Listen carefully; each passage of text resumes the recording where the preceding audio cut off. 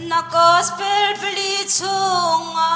fyang tein kan humi chu Patiani balay do cha fapa kan pe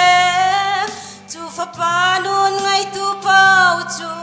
boy pasun par nak ding cha anunan pe boy pa cha nong we boy pani a hera chun akan pek chia chuan hai kalpi kau se asun par nak dinga chun kan mata zai man lau a chokeng tu long kan sie kalpi kau se arakir than zaulai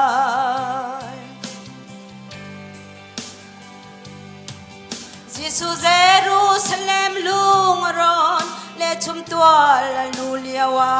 khan chit balau mi la keng chung in sun par na kha rang hu angai tu ni an tlai khau lo moi pani a hern huwa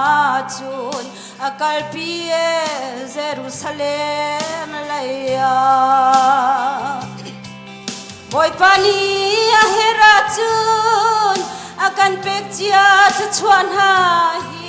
kalpi kau se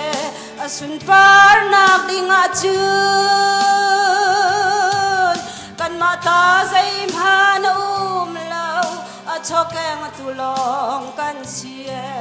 kalpi kau se arakir than zaula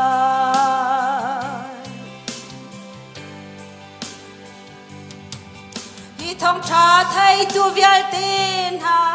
hi kong hi nan ruột bal mo satani akal pi mi chu zai tik manan kirti lau man selian ngan bi boy pani akal pi mi chol va chu akir chane le tampi akire Boy pani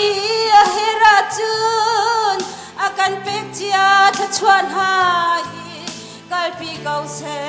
asun par nak dinga chun kan mata zai man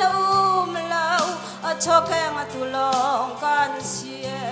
kalpi kau se arakir than zaulai kalpi kau se arakir than zaulai Bapa supan cekese